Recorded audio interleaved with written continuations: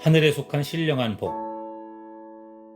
에베소서는 사도 바울이 AD 61에서 62년경 로마 감옥에서 쓴 옥중서신으로 교회론을 다루는 성경입니다. 바울은 본문에서 하나님께서 성도들에게 하늘에 속한 신령한 복을 주셨다고 말씀하면서 이 복이 무엇인지를 소개합니다. 이 시간에는 하늘에 속한 신령한 복이 무엇인지를 나누어 보겠습니다. 첫째, 하나님이 선택하셔서 자녀가 된 복입니다. 바울은 하나님의 선택이 창세전에 이루어졌다고 말하는데 이 말씀은 우리들에게 자부심을 갖게 합니다. 하나님께서 우리를 창세전에 선택하신 이유에 대하여 바울은 하나님의 자녀로 삼기 위해서라고 설명합니다. 우리가 창조주 하나님의 자녀라는 말씀도 우리에게 자부심을 갖게 합니다. 바울은 우리가 하나님의 자녀답게 살기 위해서는 거룩해야 한다고 말합니다. 바울은 하나님의 말씀과 기도로 거룩하여진다고 말씀한 바 우리는 거룩해지기 위해서 날마다 말씀을 묵상하고 기도 생활에 힘써야 합니다.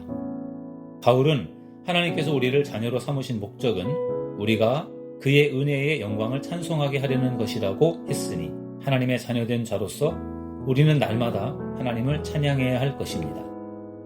둘째, 예수님이 속량하셔서 연합된 복입니다.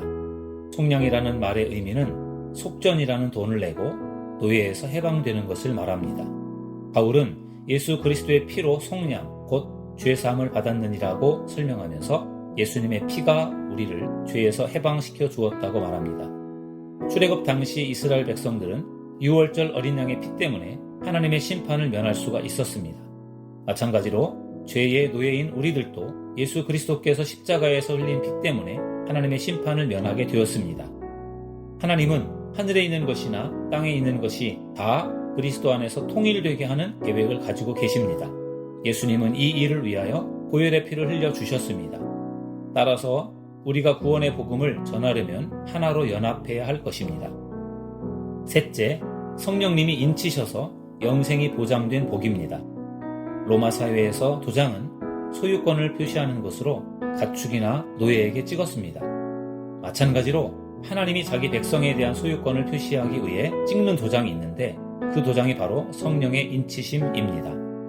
바울은 우리가 인치심을 받는 과정을 진리의 말씀을 듣고 또한 믿어 성령으로 인치심을 받았다고 설명합니다.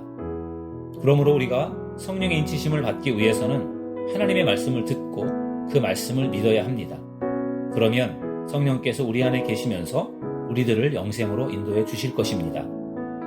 바울은 성령께서 우리에게 임하시고 성령께서 우리 안에 계시다면 그것이 바로 우리가 천국에서 누릴 영생의 보증이라고 했습니다.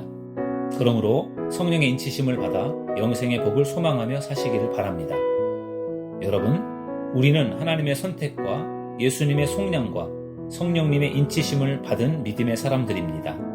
그러므로 항상 하늘에 속한 신령한 복을 믿고 이 복을 누리시기를 바랍니다. 감사합니다.